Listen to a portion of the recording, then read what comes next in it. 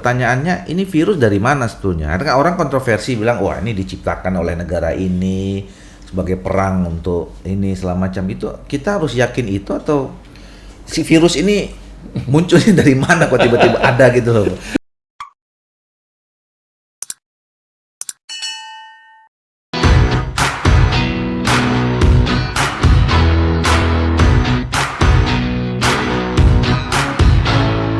Kita Indonesia merah putih sama. Ini rumah kita bikin nyaman saja. Ini Indonesia tumpah darah kita. Merah putih sama bikin senang saja. Oke. Warga Indonesia, sambung lagi bincang-bincang kita dengan Prof. Taruna Ikrar. Prof, tadi Prof udah singgung nih, Prof juga punya posisi, punya ruangan di Kementerian Kesehatan yang membantu pemerintah untuk menyelesaikan berbagai masalah berkaitan dengan Balitbang. Ya. Iya. Salah satunya tadi singgung soal vaksin. Iya. Ini kan vaksin lagi rame nih, Iya. ya kan, soal pandemi. Nah, sebelum kita soal vaksinnya, kita bicara pandemi nih. Apa sih sebenarnya COVID-19 ini gitu, Bro? Iya. Pandemi itu gimana? Coba biar masyarakat ini kan. Jadi pandemi ini sebagai suatu kehidupan biologi yang hidup di alam itu akan selalu berulang sebetulnya. Kenapa? Karena itu adalah proses survival tiap makhluk ya. Dan kalau kita bicara pandemi yang penyakitnya disebabkan oleh virus, artinya ada dua makhluk di situ. Makhluk yang pertama yaitu virus, namanya SARS-CoV-2, ya kan? Virus corona orang bilang. Ya. Terus di satu sisi ada yang namanya manusia, dua makhluk di situ. Dua-duanya ingin hidup. Hanya masalahnya setelah virus ini masuk ke tubuh manusia, manusianya sakit. Itu yang problem di situ kan, itu masalah. Ya. Nah, kalau kita belajar dari sejarah, dunia ini sudah sudah puluhan bahkan mungkin ratusan kali, tapi puluhan kali sudah tercatat dalam sejarah sejak 2000 tahun terakhir ini mengalami apa yang disebut dengan pandemik. Ya. Salah satu yang paling mirip dengan sekarang yang terjadi tahun 1919 sampai 1920 21 sampai akhirnya sebetulnya endingnya itu 2007 ya. 1927. Oke. Itu waktu flu Spanyol. Flu Spanyol. 100 tahun yang lalu dan korbannya bisa sampai zaman itu 50 sampai 100 juta menurut catatan. Dan itulah yang membuat Perang Dunia Pertama berakhir. Iya. Nah, sekarang kita 100 tahun kemudian, mulainya tahun 2019. Makanya disebut COVID-19. Nah, virus itu mengalami berbagai macam ini dan menurut yang valid sampai sekarang itu berasal dari binatang liar, terus masuk ke manusia dan manusia berkembang. Dan mulainya di Wuhan kan. Iya. Dan kita ketahui bahwa COVID-19 atau SARS-CoV-2 ini berdasarkan hasil penelitian sudah hampir 200 juta penduduk dunia yang positif. Walaupun kita tidak separah 100 tahun yang lalu, kita 4 jutaan lebih yang meninggal. Ya. Tapi ini kan belum berakhir pandemiknya, jangan sampai seperti 100 tahun yang lalu. Oleh karena itu, maka variabel yang sangat penting untuk mengantisipasi, karena dia kan sudah pandemik. Kalau sebelum terjadi pandemik kan border macam-macam harus ditutup. Itu namanya prevention dan pandemik itu supaya tidak beredar kan. Tapi sekarang sudah di seluruh dunia. Bahkan penelitian terakhir di Jakarta saja berdasarkan strain antigennya bahwa kita setidaknya 50% penduduk Jakarta sudah terekspos oleh COVID. Jadi di antara 2 orang, kalau kita di ruangan ini ada 4 orang, berarti 2 orang di antara kita sudah ada yang antigennya. Itu apa artinya? Bahwa di mana-mana virus ini sudah ada. Nah, logikanya dengan demikian kita tidak bisa lagi menghilangkan virus ini. Virus ini enyah di permukaan bumi, nggak bisa. Makanya kita harus bersama-sama. Nah, cara bersamanya adalah bagaimana dia ada di dekat kita, tapi jangan membuat kita sakit. Itu kan yang paling penting. Ya. Oleh karena itu, faktor yang paling penting adalah kalau dia bersama kita lantas kita sakit, harus jelas tempat pengobatannya dan obat-obatnya. Nah, itu ada masalah juga untuk current condition ya di Indonesia. Kita kekurangan obat dan sebagainya. Yang kedua, harus terbentuk herd immunity namanya. Ya. Apa itu herd immunity? Atau ketahanan bukan hanya individu tapi masyarakat. Community masyarakat ini tahan terhadap virus ini. Jadi walaupun dia ada di sekitar kita, dia tidak membuat kita sakit. Kalaupun dia membuat kita sakit, kita tidak sampai meninggal. Intinya begitu. Oleh karena itu proses vaksinasi itu sangat penting. Karena untuk menciptakan herd immunity itu ada dua, yaitu tervaksinasi secara alami, artinya terinfeksi. Oh ya, sehingga muncul antibodi. Atau divaksinasi supaya terbentuk antibodi. Nah, tapi kalau kita ingat yang 100 tahun yang lalu itu, kan belum ada vaksin flu waktu itu. Jadi masyarakat dunia itu herd immunity-nya terbentuk secara alami ya. Ada sih pakai masker, pakai apa kan, tapi untuk pembentukan imunitinya ya terpaksa dia terekspos. Makanya kan menurut statistiknya itu sekitar 50 juta sampai 100 juta yang meninggal. Banyak sekali kan? Betul. Lebih besar dibanding orang yang meninggal karena perang dunia. Dan jumlah waktu itu jumlah penduduk bukan sebanyak sekarang. Tidak sebanyak itu. Makanya kita sangat khawatir jangan sampai. Oleh karena itu dengan teknologi yang berkembang ada produksi vaksin. Bayangin vaksinnya sangat cepat. Sekitar kurang dari setahun vaksinnya sudah ditemukan. Setahun, artinya sekitar Desember sudah ada approval, berarti 1 tahun aja percepatannya yang Pfizer dan Moderna ya. Itu cepat sekali. Tentu ada vaksin lain, Sinovac dan sebagainya, itu karena kita sudah punya pengalaman kalau pembentukan vaksin itu bisa minimal sebetulnya ada 9 jenis, tapi 4 kriteria utama sebetulnya. Pertama, virusnya yang dilemahkan. Yang kedua, rekombinan. Virus ini digabung dengan bakteri atau apa, atau virus lain. Ya, itu contohnya AstraZeneca adenovirus itu rekombinan. Terus yang ketiga itu biasanya protein. Protein dari virus itu diambil, spike proteinnya kan. Itu dijadikan karena di situ ada antigen. Itu kuncinya, kayak kunci rumah itu kuncinya yang diambil untuk dijadikan pembentuk antibodi kita. Itu yang ketiga. Dan yang keempat adalah itu berdasarkan sel kita. Karena sel kita kan punya kemampuan untuk memproduksi. Nah, 1, 2, 3 ini kan sudah ada contohnya. Yang sekarang contohnya. Ya, contohnya. Dan ada juga yang keempat yang disebut dengan dendritic cell. Dendritic cell ini dulu awalnya pengembangan dari vaksin atau terapi imunologis untuk kanker otak. Karena kanker otak, ya itu hubungannya dengan riset-riset itu karena saya kan peneliti di bidang neuroscience dan peneliti di bidang sel terapi. Itu kan sel. Kita lakukan riset dendritik dan ternyata dendritic cell ini mampu berproduksi pada orang yang kanker otak yang disebut glioblastoma, mengalami 5 survival years-nya bertambah. Artinya efektivitasnya cukup tinggi. Nah, caranya apa? Kalau pada penyakit kanker atau cancer itu antigennya itu banyak sekali, bisa sampai 3.000 bahkan lebih. Jadi kita menggunakan yang teknologi yang disebut dengan chimeric antigen receptor T. Jadi kita ambil sel otak yang kanker itu, terus kita ambil antigennya dengan CAR-T dan itu kita masukkan ke antigen dan ternyata efektif kan. Nah, apalagi kalau cuma virus karena antigennya kan tidak banyak. Nah, tapi harus diingat virus ini sudah bermutasi hampir 4.000. Itu menurut laporan Nature Journal. Apa artinya?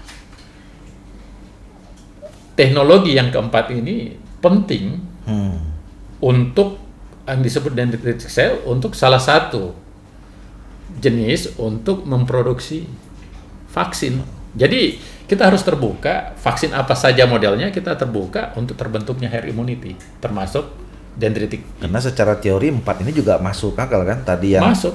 Apa tadi yang pertama Inaktivasi virus, virusnya dilemahkan, terus ditambah kombinasi dengan dikombinasi virus yang lain, terus yang protein, baru yang dendritic. Nah, protein itu salah satunya kan Pfizer mRNA virus.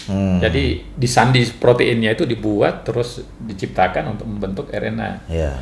Nah, dan yang terakhir lewat sel tubuh kita sendiri. Bagaimana bisa melawan itu? Kan itu sama dengan sebetulnya alamiah ya. Iya, Tapi betul. kita ikut merekayasa mengambil darah terus diproses. Ini yang sekarang juga sebenarnya sedang dibuat ya, salah satu dokter di Indonesia ini ya. Oh iya, saya pakai metodologi ini ya kira-kira. pakai metode itu. Metodologi yang keempat ini ya. Metode keempat. Dan saya dalam waktu dekat saya akan publish itu di World Journal of Vaccine. Jadi vaksin dunia itu ada jurnalnya khusus. Sudah accepted kok papernya. Yang tentang dendritic tadi itu. Saya akan bicara tentang dendritic itu.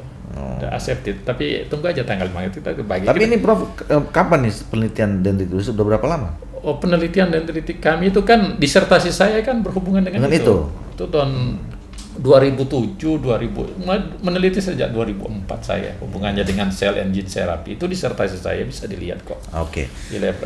Nah, sekarang kita balik lagi ke soal virus. Ya. Bagaimana ya kita menyikapi ini? Artinya gini, pertanyaannya ini virus dari mana sebetulnya? Karena orang kontroversi bilang, wah ini diciptakan oleh negara ini sebagai perang untuk ini segala macam. Itu kita harus yakin itu atau si virus ini munculnya dari mana kok tiba-tiba ada gitu loh? Iya, kita begini ya. Itu kan ada teori konspirasi, ada teori apa-apa, tapi kenyataannya, nyatanya, faktanya virus ini ada. Ada. Mungkin itu jadi nggak penting lagi itu ya? Iya, orang lain lah yang lakukan riset itu. WHO punya tugas lah atau PBB lah. Karena kan kalau itu diciptakan itu kejahatan kan. Betul, politik lah itu sudah. Itu kejahatan itu. Itu kan kayak genocide. Betul. Penciptanya itu harus dibunuh juga. Iya. Tapi sekarang kondisinya virus ini sudah ada. Saya bilang di Jakarta saja di antara 2 orang kita ada 1 yang antigen positif. Apa artinya? Sudah ada di mana-mana. Jadi kita harus selesaikan. Kita sudah yakin ada, tinggal bagaimana dia tidak bunuh kita kan? Iya. Dan tidak bunuh masyarakat banyak. Ya itu caranya adalah desak vaksinasi perlu. Oke. Nah, yang kedua dia bermutasi itu kenapa tuh? Kan ini banyak nih, ada delta lah, nanti kapal lagi segala macam. Ini kan kayak nggak berhenti nih. Artinya dia bermutasi sendiri atau memang ada yang memutasikannya kira-kira gitu kan? Nah. Begini, virus itu menariknya apa? Kalau dia di luar itu tidak hidup, tapi kalau dalam tubuh itu hidup. Makanya dia antara hidup dan mati sebetulnya. Tapi prosesnya virus itu supaya dia bisa bertahan hidup adalah dia harus masukin ke tubuh manusia. Bukan hanya manusia, tubuh binatang, pokoknya tubuh makhluk hidup yang lainnya supaya dia bisa. Kenapa? Karena virus itu dia bisa mengalami multiplikasi, multiplikasi perbanyak diri, kayak regenerasi lah. Kalau kita kan ada anak kita, kita berdua dengan istri, terus istri kita hamil dan lahir. Kalau dia tidak, dia harus ada di host yang lain, iya kan? Nah, dia melakukan mutasi pada saat dia infeksi kita atau orang tertentu. Terus selesai itu dia berkembang biak lagi, dia tidak bisa lagi kembali karena orang yang sudah diinfeksi itu membuat daya tahan tubuh sendiri kan? Jadi dia harus beradaptasi supaya bisa hidup, berubah untuk bisa melakukan hidup lagi kan? Nah, jadi mutasinya itu adalah suatu upaya untuk bertahan hidup. Jadi memang itu natural. Sifatnya dia sebetulnya. Sifatnya virus begitu. Apalagi virus RNA. RNA itu sangat labil. Beda dengan DNA virus. DNA virus lebih stabil. Jadi dia bermutasi dalam rangka survive untuk hidup. Oleh karena itu, maka bagaimana dia bermutasi? Kita juga daya tahan tubuh kita kuat. Harus juga. Jadi biasanya dia melemah karena kan itu dia melakukan mutasi itu dalam makna adaptasi. Sebetulnya dia tidak berniat membuat kita sakit. Jadi kayak virus influenza. kan lama sebelum COVID ini datang kita influenza kan flu biasa-biasa aja kan. Nah, itu cuma lelah biasa kan orang bilang gitu. Itu kena virus sebetulnya virus influenza. Nah, tapi dia tidak fatal lagi bagi kita karena kayak adjustment, kayak adaptasi masing-masing. Tubuh kita beradaptasi dengan virus itu adaptasi, akhirnya kita sudah sama-sama senang aja.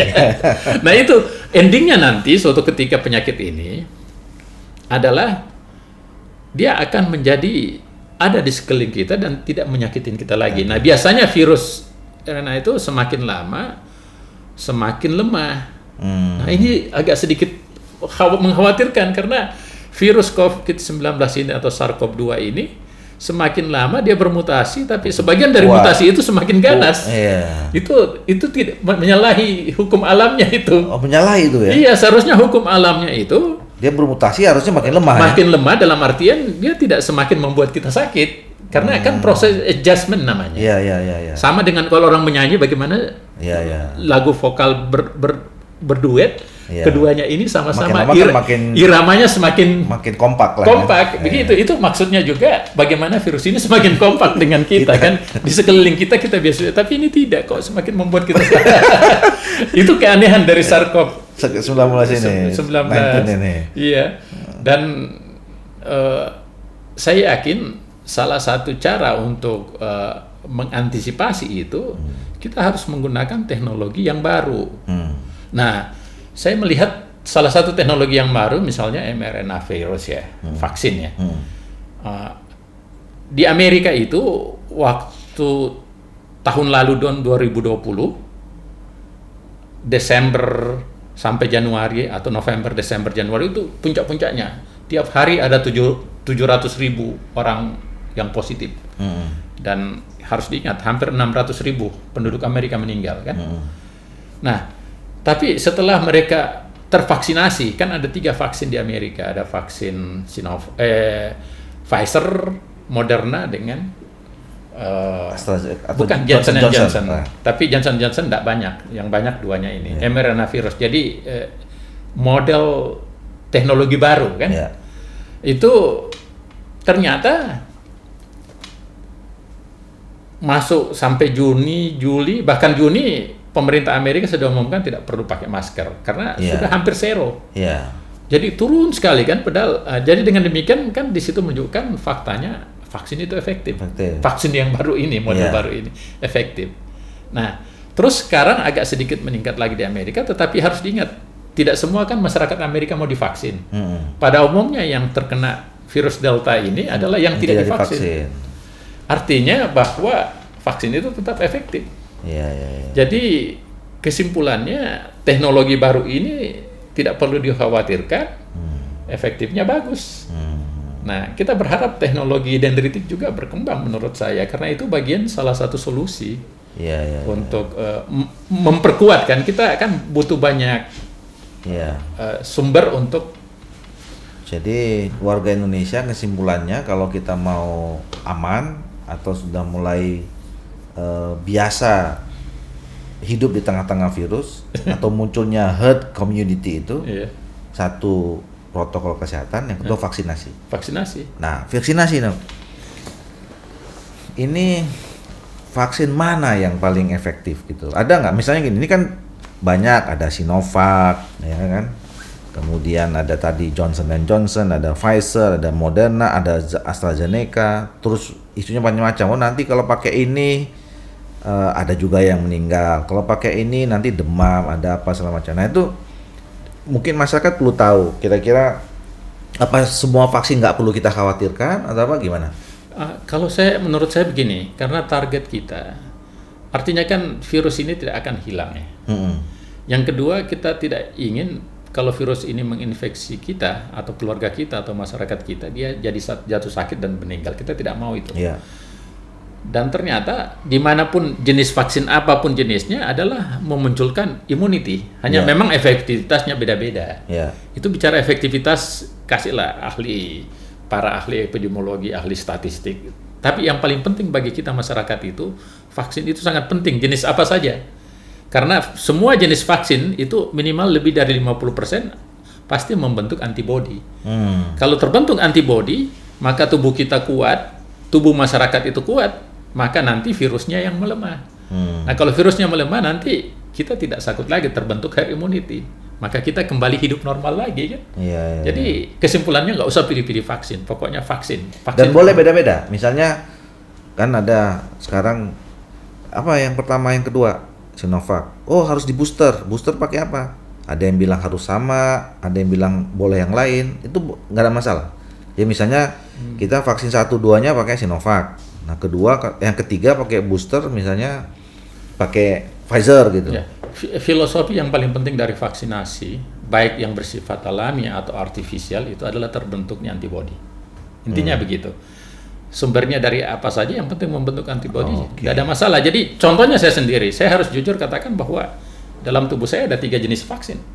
Untuk yang menghadapi SARS-CoV ini. SARS-CoV ini. Iya. Beda-beda. Beda-beda. Saya pernah divaksin dendritik di Amerika. Iya kan? Karena saya teknologinya saya kuasai dan saya percaya, saya dicoba vaksin, nggak apa-apa. Terus yang kedua, saya pejabat negara Indonesia, saya diwajibkan vaksin Sinovac. Saya divaksin Sinovac, vaksin virus kan, yang dilemahkan. Nah, tapi waktu saya kunjungin saya punya istri dan anak-anak di Amerika, ada peluang untuk kewajiban juga saya untuk menggunakan vaksin RNA. Pfizer. Nah, saya juga divaksin dan alhamdulillah sehat-sehat aja. Apa artinya begini? Logikanya sederhana sebetulnya. Vaksin yang berasal dari inactivated virus itu sama dengan orang yang sudah pernah positif, mirip aja. Pernah sakit COVID lah, apakah OTG atau apa, mirip lah dengan itu. Jadi pernah tersentuh oleh inaktivasi virus. Nah, setelah itu divaksin sama RNA dengan teknologi baru, kan tidak apa-apa, sama lah kita walaupun kita sudah kenyang, habis makan makanan Padang, tapi dapat makanan Sunda kan kita bisa makan lagi. Beda jenisnya, jadi nggak apa-apa. Nggak apa-apa ya. Nggak apa-apa. Oke lah kalau gitu. Nah, terakhir nih, Prof. Udah kita banyak cerita nih, ya, mulai dari Makassar, di Jakarta, Jepang, Amerika dan segala macam ini kan luar biasa warga Indonesia. Jadi pengalaman sahabat saya ini luar biasa. Palan kita ini orang kampung kita ini, benar nggak Prof ya? Oh iya, orang kampung saya. Orang kampung yang dulu waktu di kampung juga nggak pernah mimpi sampai ke, jangankan ke Amerika, Jakarta juga kita mungkin nggak mimpi ya. Nggak mimpi. Kita ketemu aja di Jakarta, ngobrol-ngobrol, saling motivasi, terbang kemana-mana, kira-kira gitu. Dulu kampung di mana? Saya kampungnya dulu di Goa, Sindrik Jala. Saya ingat waktu saya itu sekolah, kelas 1 sampai kelas 3 saya belum bisa bahasa Indonesia, saya cuma bisa bahasa Makassar. Betul, saya belum bisa, karena orang kampung, anak lorong, anak kampung kan gitu. Terus tidak disangka kok bisa masuk fakultas kedokteran. Terus sekolah di Jakarta di Fakultas Kedokteran UI. Itu kan mimpinya para dokter untuk kedokteran UI. Terus saya ke Jepang, ke Italia, itu kan Bologna University itu universitas yang sudah 1000 tahun, paling tua di dunia. Terus yang berikutnya saya masuk ke Amerika di universitas 3 top di dunia lah, Universitas Harvard, Stanford dan Universitas California itu kan top. Dan saya bersyukurnya saya tidak pernah menggunakan, saya tidak punya duit. Itu dia, ya orang kampung mana dulu Pak? Mau jual tanah berapa? Tidak punya tanah juga. Tapi bisa karena kuncinya cuma semangat. Mimpinya ada, semangatnya ada. Saya capek itu, ya, panjang karir dan sepanjang karir pendidikan ini orang dapat beasiswa terus. Dapat sumbangan lah ya, beasiswa itu. Beasiswa, sumbangan lah. Pokoknya yang penting modal semangat. Semangat yang paling penting, mimpinya. Mimpi ada, ya kan. Itu yang paling penting. Jangan hanya orang Amerika yang punya American Dream gitu ya. Tapi orang Indonesia harus punya Indonesian Dream. Itu yang paling penting itu saya yang kira. paling penting kan? American Dream, Indonesian Dream harus ada. Harus ada Indonesian Dream. Dan itu tergantung kita semua warga Indonesia. Dan orang macam Profesor Tarunaikra ini mudah-mudahan menginspirasi kita. Jadi satu catatan tadi, pertama bahwa memang tidak harus jadi orang kaya atau orang mampu untuk menjadi atau mengejar cita-cita.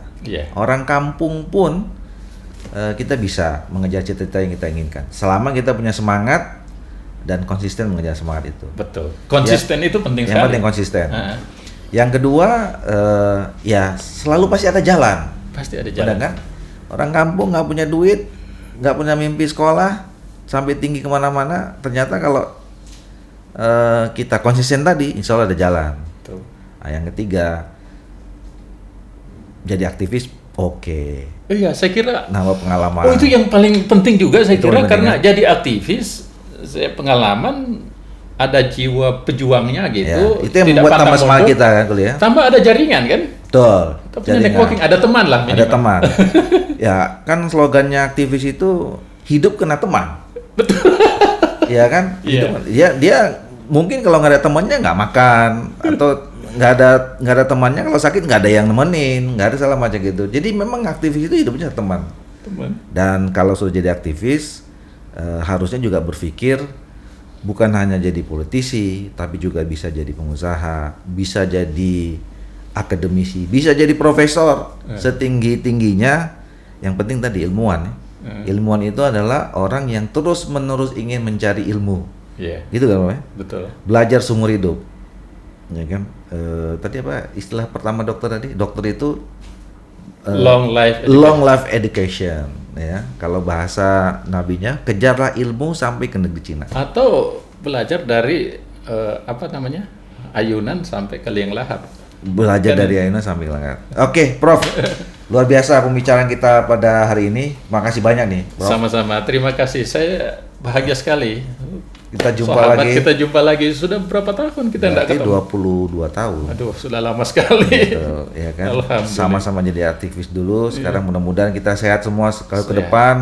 Sukses terus, Prof, dengan Sama-sama. karya-karya dan produktivitinya. Amin. Dan tentu ditunggu oleh Indonesia karya-karya yang lebih besar lagi. Ya. Dan kita harus mampu membangun Indonesia Dream.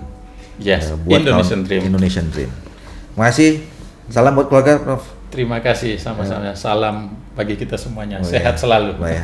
Baik warga Indonesia, alhamdulillah kita bisa selesaikan bincang kita hari dengan Profesor Taruna Ikrar. Tadi dengan banyak sekali informasi dan ilmu yang kita dapatkan, baik dari pengalaman maupun bicara tentang virus, vaksin dan seterusnya gitu. Saya akhiri, selamat dan salam sejahtera buat kita semua. Bila taufiq hidayah, assalamualaikum warahmatullahi wabarakatuh.